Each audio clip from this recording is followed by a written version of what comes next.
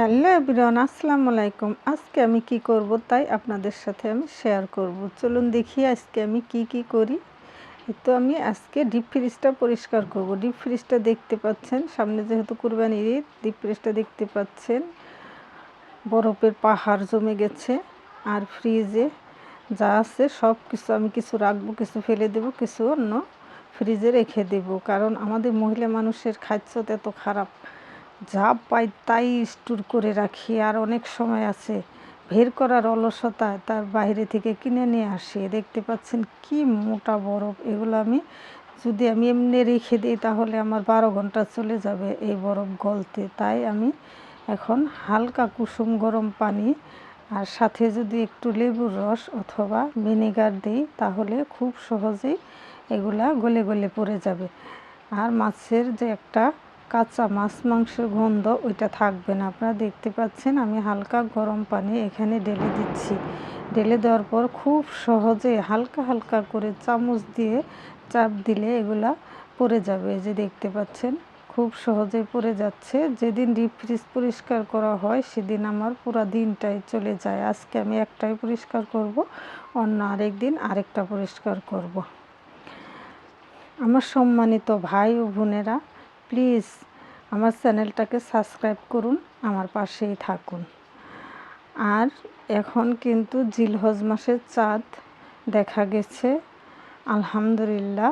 এই জিলহজ মাসের 10 দিন অনেক অনেক ফজিলত। আসুন আমরা ফরজ ইবাদত বন্দিগির পাশাপাশি নফল আমল করার চেষ্টা করি।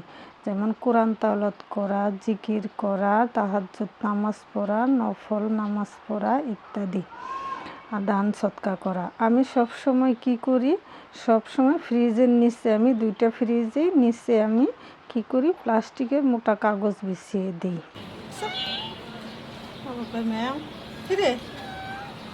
মোটা কাগজ বিছিয়ে দিলে হয় কি, নিচে আর কোনো যদি হাড্ডি টাড্ডি যদি চাপ না লাগে ফ্রিজের মধ্যে, এই জন্য। দিকে দেখতে পাচ্ছেন আমার টুনি কিভাবে জানলা দিয়ে দুনিয়াদারি দেখতেছে। ওর মতো সুখী আর কেউ নাই। তো আমার ফ্রিজটা পরিষ্কার করে হালকা শুকিয়ে নিয়ে আমি অনেক কিছু ফেলে দিয়েছি এবং কিছু আবার রেখে দিলাম।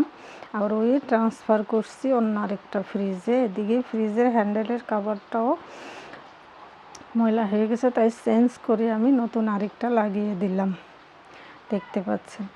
আর হ্যাঁ বন্ধুরা, অবশ্যই কিন্তু জিলহজ মাসে রোজা রাখার চেষ্টা করবেন। এই 10 দিনের এত ফজিলত আল্লাহ পাক রেখেছেন আমাদের জন্য, তা বলার মতো না।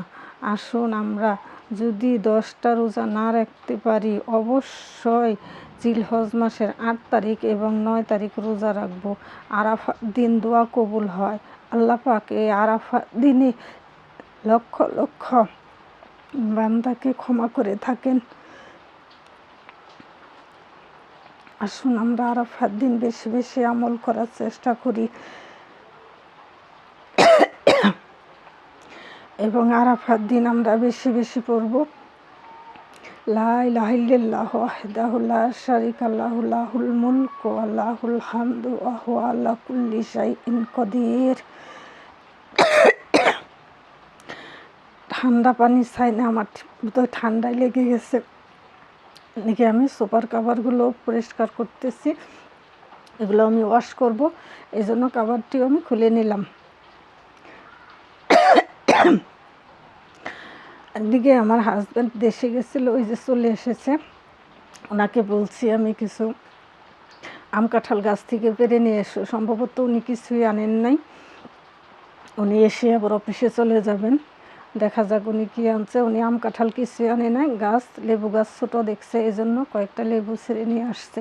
আম কাঁঠাল উনি বলছে আমি পারতে পারবো না, তুমি যে নিয়ে আইসো। আমি কি গাছে উঠবো? এটা কোনো কথা হইলো? ব্যাককল বেটা। এই যে কিছু দেশি কাগজি লেবু আমাদের গাছের, এগুলো উনি গাছ থেকে পেরে নিয়ে আসছেন। এদিকে আমি যে মাংস ফ্রিজ পরিষ্কার করে গরুর মাংস পেয়েছি, গরুর মাংসটুকু রান্না করে ফেললাম। এদিকে আমার হাজব্যান্ড এসে অফিসে চলে গেছে। আমি সুপার টুপা পরিষ্কার করতে করতে, সুপার কাভার ক্লিন করতে করতে আমার একদম পুরো বেলা চলে গেছে। রাতের বেলায় আমি গরুর মাংসটুকু রান্না করতেছি, যে ফ্রিজটা নিচে অনেকগুলো গরুর মাংস ছিল। আর আমার টুনিকে দেখেন, নাও নাও, উনি তো জিব্বা বের করতেছে আর বলতেছে আম্মু নাও নাও, মানে আমাকে কুলে নাও কুলে নাও। এদিকে ওর মাংস দেখেও জিব্বা বের করতেছে আর কুলে চড়তে চাইতেছে। আর চালের রুটি, গরুর মাংস রান্না করলাম আর চালের রুটি করলাম। হাজব্যান্ড অফিস থেকে চলে এসেছে, ওনাকে গরম গরম চালের রুটি এবং গরুর মাংস দিলাম, উনি খাচ্ছে, আপনারা দেখতে পাচ্ছেন। আপনারা সবাই ভালো থাকবেন, সুস্থ থাকবেন এবং জিলহজ মাসে বেশি বেশি আমল করার চেষ্টা করবেন, আমিও করব ইনশাল্লাহ। আসুন একে অপরের জন্য দোয়া করি, আল্লাহ পাক আমাদের সবাইকে যেন কবুল করেন, আমিন। সবাই ভালো থাকবেন, সুস্থ থাকবেন, এই কামনাই করি। আল্লাহ হাফেজ।